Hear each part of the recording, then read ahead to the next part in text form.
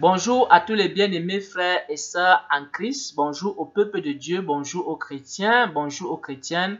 Bonjour aux serviteurs de Dieu. Bonjour aux servants de Dieu. Bonjour aux prophètes. Bonjour aux prophétesses. Bonjour à tous ceux qui ont le don de prophétie. Bonjour à tous ceux qui aiment la prophétie. Bonjour à tous ceux qui aiment la révélation du Seigneur. Bien-aimés frères et sœurs en Jésus-Christ, le Seigneur a dit que le peuple de Dieu périt faute de connaissance.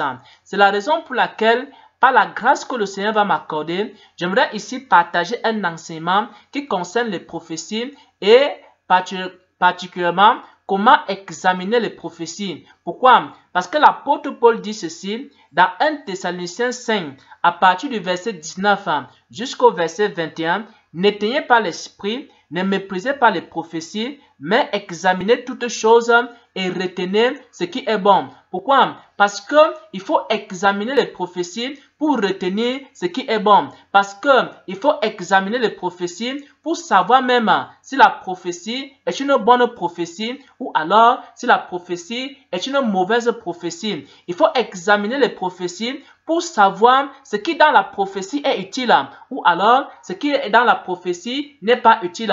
Il faut examiner les prophéties pour déterminer les instructions du Seigneur dans la prophétie. C'est pourquoi j'aimerais ici donner cet enseignement. Pourquoi? Parce qu'il y a beaucoup de prophéties aujourd'hui dans l'église. Il y a beaucoup de prophéties aujourd'hui sur Internet. Il y a beaucoup de prophéties aujourd'hui dans le corps de Christ.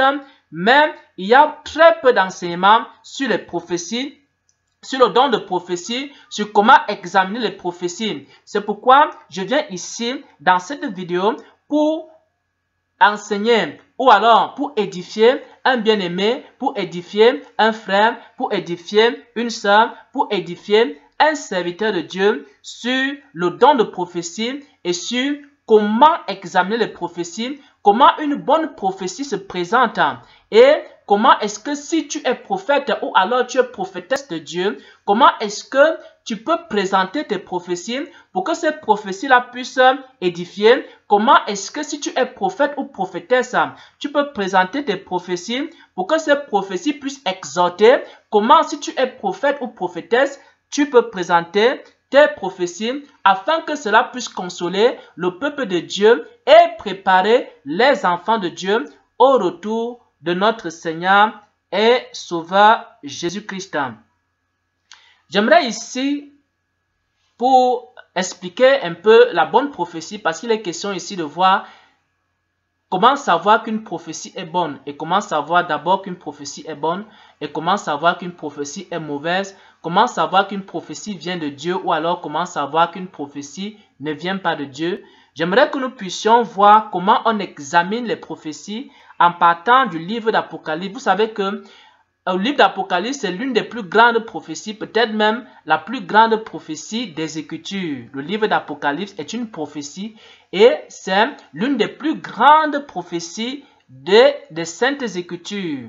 Et j'aimerais qu'à partir de ce livre-là, que nous puissions examiner la prophétie et savoir comment vous pouvez faire pour examiner. Pourquoi? Parce qu'il y a beaucoup de prophéties aujourd'hui. Et si vous ne savez pas examiner les prophéties, alors vous allez commencer à croire aux fausses prophéties, vous allez commencer à croire aux mauvaises prophéties, vous allez commencer à croire à des prophéties qui ne vous édifient pas, à des prophéties qui ne vous préparent pas au retour du Seigneur, à des prophéties qui ne vous sont pas inutiles, à des prophéties qui vous égarent, à des prophéties qui sont contraires même aux Saintes Écritures. Donc, comment est-ce qu'on fait donc pour examiner la prophétie?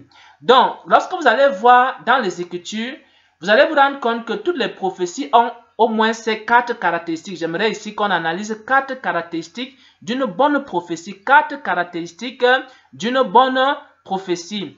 Nous allons prendre ici le livre d'Apocalypse et nous allons voir la première caractéristique d'une bonne prophétie, c'est quoi? C'est d'abord l'identité de l'auteur de la prophétie. La première caractéristique d'une bonne prophétie, c'est d'abord l'identité de l'auteur de la prophétie. Donc, chaque fois que quelqu'un prophétise, un bon prophète prophétise, ce prophète doit d'abord se présenter et il doit dire qui il est. Nous allons voir ça dans Apocalypse 1, à partir du verset 1 jusqu'au verset 3. Pourquoi? Parce qu'il y a beaucoup de prophéties sur Internet qui sont anonymes. Vous allez rencontrer une prophétie, on vous pose la question, mais qui est même le prophète qui a prophétisé telle ou telle chose? et on ne connaît même pas le nom du prophète, on ne connaît pas l'adresse du prophète, on ne sait même pas là où le prophète habite, on ne sait pas qui il est-ce que c'est un chrétien qui a prophétisé ou alors c'est un chrétien, est-ce que c'est un pasteur, est-ce que c'est un évangéliste, est-ce que c'est un docteur ou alors c'est un prophète. Donc on ne sait même pas qui a prophétisé. Il y a beaucoup de prophéties auxquelles les gens croient, mais ne connaissent même pas l'auteur de la prophétie. Et j'aimerais ici que nous puissions entrer dans le livre d'Apocalypse, puisqu'on va étudier tout cela dans le livre d'Apocalypse, pour voir le premier critère. Pour une bonne prophétie, il faut d'abord qu'on puisse connaître l'identité du prophète. Et dans le livre d'Apocalypse, vous allez vous rendre compte que tous les prophètes dans les Écritures, se présentaient d'abord. Tous les prophètes, lorsque un prophète donne une prophétie, la première des choses qu'il fait, c'est qu'il se présente. Il dit qui il est.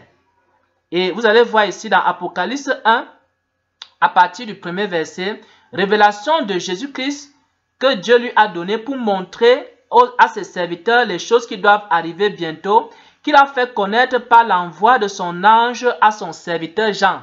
Donc dans Apocalypse 1 au verset 1, on sait ici que c'est le serviteur Jean qui est celui qui porte la prophétie. Donc, dans une prophétie, on doit savoir qui porte la prophétie, à qui est-ce que le Seigneur a donné la prophétie. Et nous voyons ici dans Apocalypse 1, à partir du verset 1, on dit que qu'il a fait connaître par l'envoi de son ange à son serviteur Jean.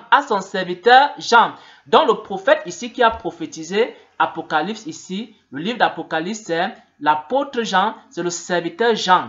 Et lorsque tu connais l'identité du prophète, alors tu peux déjà savoir si la prophétie est bonne ou alors si la prophétie est mauvaise.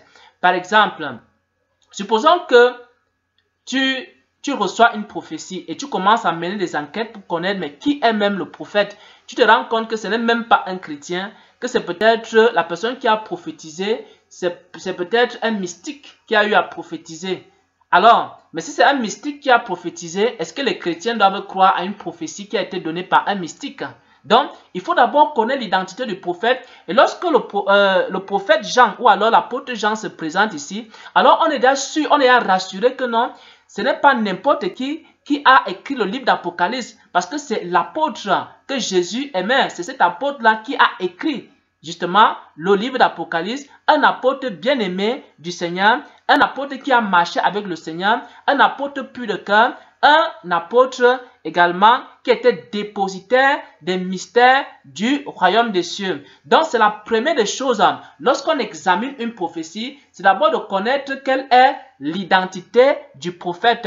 Qui a prophétisé, où est-ce qu'il se trouve, il est dans quel pays, il est dans quelle nation, il vit où. Alors si vous avez des prophéties dans vos ordinateurs, si vous avez des prophéties dans vos téléphones, si vous avez beaucoup de prophéties dans des smartphones, alors cherchez à connaître premièrement l'identité des prophètes, de la personne qui a prophétisé.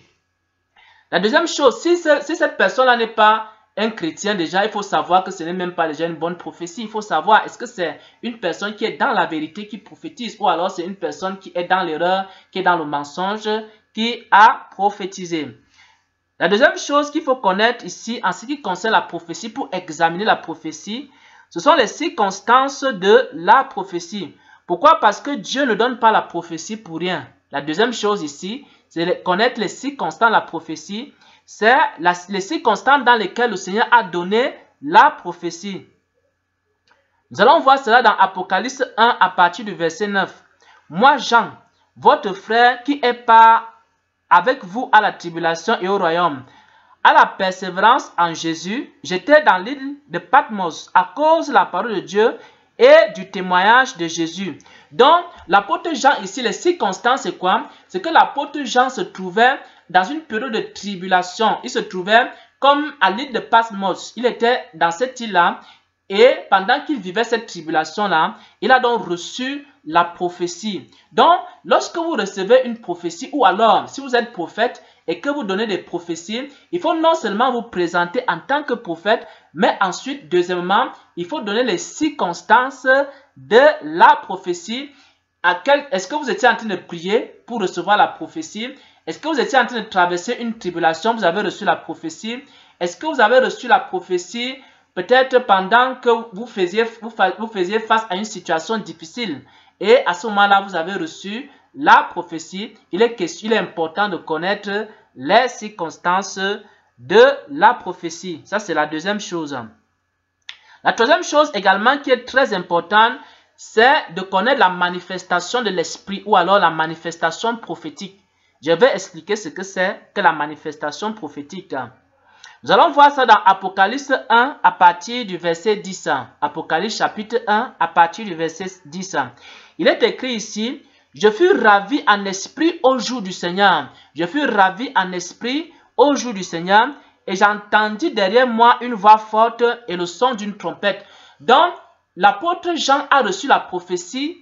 La manifestation de l'esprit, c'est quoi? C'est un ravissement en esprit. Donc, il n'a pas reçu cette prophétie dans un songe. Il n'a pas reçu cette prophétie dans une vision. Il n'a pas reçu cette prophétie en entendant seulement la voix de Dieu. Mais il a été ravi en esprit. Il a été ravi en esprit. La manifestation prophétique, elle est très importante. Pourquoi? Parce que ce qui donne le poids à une prophétie, c'est aussi la manifestation prophétique. Par exemple, lorsque vous avez une prophétie où vous avez été ravi en esprit, cette prophétie a plus de poids parce que ce que vous voyez est beaucoup plus clair. Parce que ce que vous entendez est beaucoup plus audible. Dans une manifestation prophétique dans laquelle vous avez été ravi en esprit, la prophétie a plus de poids, ça a plus de valeur. Par exemple, également, lorsque des gens font des expériences surnaturelles, ils sont enlevés au ciel, ils sont enlevés en enfer, ils visitent certains endroits également que le Seigneur les enlève en esprit. Donc, le fait d'enlever quelqu'un en esprit également, ces manifestations-là, on donne beaucoup plus de crédit et du poids à la prophétie. Pourquoi? Parce que c'est une manifestation de l'esprit qui a plus de valeur. Pourquoi? Parce que les paroles qu'on entend dans un ravissement en esprit, dans un enlèvement en esprit, sont beaucoup plus pures, sont beaucoup plus claires par rapport aux paroles qu'on va entendre dans un songe, par rapport aux paroles qu'on va entendre dans une vision. Mais la manifestation qui s'appelle ravissement en esprit est beaucoup plus sûre.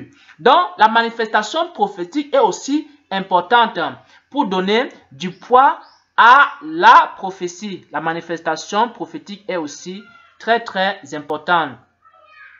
La quatrième chose que vous allez retrouver dans une prophétie et qui est important de savoir, c'est l'explication ou alors l'interprétation de la prophétie. C'est l'explication et qui est l'interprétation de la prophétie. Pourquoi? Parce qu'une prophétie peut même venir de Dieu. Une prophétie peut venir de Dieu, mais elle est mal interprétée. C'est-à-dire qu'un prophète reçoit la prophétie de Dieu. Peut-être qu'il a reçu cette prophétie dans un songe, peut-être qu'il a reçu dans une vision, peut-être il a reçu ça, simplement il a commencé à parler et il a enregistré ça dans son téléphone, il a commencé à parler, il a enregistré sa prophétie. Donc, quelle que soit la manifestation prophétique que tu peux avoir, ce qui est important aussi, c'est que lorsqu'on a reçu la prophétie, il faut qu'on soit capable, après avoir reçu la prophétie, de bien la comprendre, de bien l'interpréter pour pouvoir bien expliquer la prophétie et pouvoir bien dire au peuple de Dieu ce qu'on doit faire de cette prophétie. Une prophétie qui est mal interprétée sera une prophétie inutile. Parce que ce qui compte, ce n'est pas seulement de recevoir la prophétie. Ce qui est encore plus important que recevoir la prophétie, c'est de pouvoir bien l'expliquer. Parce que si on a une bonne prophétie, avec une mauvaise interprétation de la bonne prophétie, alors cette prophétie aussi est une mauvaise prophétie. Cette prophétie également peut égarer. Cette prophétie peut également détruire le corps de Christ. Cette prophétie peut également détruire les enfants de Dieu. C'est pourquoi, bien-aimés frères et sœurs en Jésus-Christ, à tous les prophètes, à toutes les prophétesses, lorsque vous recevez des prophéties, il faut que vous passiez un certain temps devant la face du Seigneur pour que le Seigneur vous explique clairement l'explication ou l'interprétation de la prophétie. Parce que dans mes premiers temps en tant que prophète, c'est l'erreur que je commettais. Parfois, je recevais des prophéties, mais je ne prenais pas assez de temps dans la prière, dans la présence de Dieu, dans la communion avec Dieu pour comprendre ces prophéties. Et vous savez qu'il y avait un prophète, un sage et prophète qui s'appelait Daniel dans les Écritures. Daniel passait des temps de jeûne et de prière pour comprendre la prophétie, pour interpréter la prophétie. Et Daniel pouvait même jeûner même pendant 21 jours pour comprendre, pour avoir l'interprétation, l'explication exacte d'une prophétie. Pourquoi? Parce qu'une prophétie mal interprétée peut communiquer la mort au lieu de communiquer la vie. Et c'est pourquoi également, lorsque vous recevez des prophéties, vous qui avez des prophéties dans vos téléphones, vous avez des prophéties dans vos ordinateurs, il y a beaucoup de prophéties sur Internet, vous devez donc vous rassurer de quatre choses fondamentales pour examiner la prophétie ici. La première chose que vous devez chercher à connaître, quelle est l'identité du prophète? Première chose, parce que si le prophète n'est pas dans la vérité, alors déjà la prophétie est d'office, elle est fausse. Donc, la deuxième chose que vous devez chercher à savoir, c'est quelles sont les circonstances dans lesquelles il a reçu la prophétie. Pourquoi? Parce que Dieu donne la prophétie dans certaines circonstances. Et quelles sont donc les circonstances dans lesquelles Dieu lui a donné cette prophétie? La troisième chose qu'il faut connaître, c'est la manifestation prophétique. Est-ce qu'il a reçu cette prophétie par songe, par vision, par expérience surnaturelle, par ravissement en esprit, par enlèvement en esprit? Est-ce que c'est l'esprit qui s'est saisi de lui, il a commencé à parler? Comment est-ce qu'il a reçu la prophétie? La manifestation prophétique, elle est très importante pour donner aussi le poids de la prophétie. Pourquoi? Parce qu'il y a certaines manifestations prophétiques qui donnent plus de poids à une prophétie que d'autres manifestations également prophétiques. Et aussi, la quatrième et dernière chose, et l'une des choses les plus importantes, très importante, c'est l'interprétation et l'explication de la prophétie.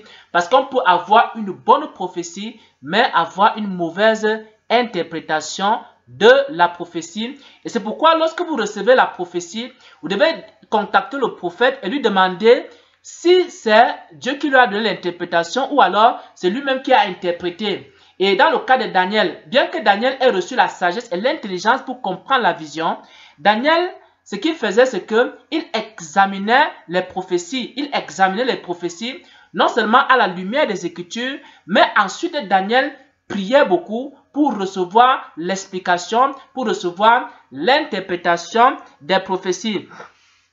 Et c'est Daniel qui nous apprend ici dans Daniel 2, verset 45. Dans Daniel 2, verset 45, Daniel nous apprend ici que une bonne prophétie, c'est deux choses. C'est qu'il faut que la prophétie soit d'abord quoi? Elle soit véritable, qu'elle vienne de Dieu. La deuxième chose ici, pour une bonne prophétie, c'est que l'explication soit également certaine. Nous allons lire ça dans Daniel 2, verset 45. Parce que c'est Daniel qui est l'un des grands prophètes songeurs, l'un des grands prophètes visionnaires des Écritures. Et c'est Daniel qui nous explique ici, et qui explique ici dans Daniel 2, verset 45, les deux grandes caractéristiques d'une bonne prophétie. Et nous allons lire ici, il est en train de s'agresser au roi. Le grand Dieu a fait connaître au roi ce qui doit arriver après cela. Le grand Dieu a fait connaître au roi ce qui doit arriver après cela.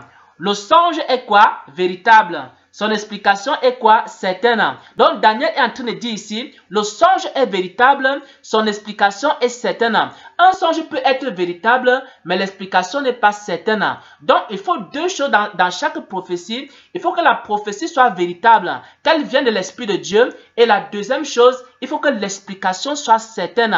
Il faut que l'explication soit certaine. Il faut aussi que ce soit l'Esprit de Dieu qui communique l'explication, qui communique l'interprétation aux prophètes ou alors qui communique l'interprétation aux enfants de Dieu. Bien-aimés frères et sœurs, et je m'adresse ici à tous les prophètes, à tous ceux qui ont le don de prophétie. Lorsque vous recevez une prophétie, si vous n'avez pas l'interprétation de la prophétie, alors dans ce cas, ce que vous devez faire, c'est que vous devez donner la prophétie telle qu'elle, sans l'interprétation. Pourquoi? Parce que si vous donnez une fausse interprétation, cela pourra également égarer tous ceux qui écoutent la prophétie. Et maintenant, si vous avez une bonne interprétation de la prophétie, alors à ce moment-là, la prophétie est complète. Pourquoi? Parce qu'on a la prophétie elle-même et on a l'interprétation de la prophétie. À partir de l'interprétation de la prophétie, on peut donc tirer la conduite à tenir, on peut donc tirer les instructions, on peut donc être édifié, on peut donc être exhorté, on peut donc être consolé, on peut donc être orienté. Et la prophétie devient donc importante parce qu'on a reçu en même temps la prophétie elle-même. En même temps, on a reçu la bonne interprétation, la bonne explication de la prophétie. Voilà donc, bien-aimés frères et sœurs en Jésus-Christ, ce que j'aimerais partager ici comme enseignement en ce qui concerne les prophéties. Pourquoi? Parce que dans ces temps de la fin, il y a beaucoup de prophéties. Il y a beaucoup de prophéties qui ne viennent même pas de Dieu. Et même parmi les prophéties qui viennent de Dieu, leur explication et leur interprétation n'est pas toujours certaine. Pourquoi? Parce que les prophètes et les prophétesses ne prennent pas toujours le temps pour prier, pour demander à Dieu quelle est la bonne interprétation de leur prophétie. Et à la fin, leur prophétie ne communique plus la vie, mais ça communique la mort. Leur prophétie ne change plus les cœurs. Leur prophétie ne prépare plus, ne purifie pas les âmes. Leur prophétie ne peut plus sauver les âmes. Pourquoi? Parce qu'elles sont incomplètes ou alors elles sont mal interprétées. Au nom de notre Seigneur et Sauveur Jésus-Christ, j'ai ainsi partagé cette parole. Amen.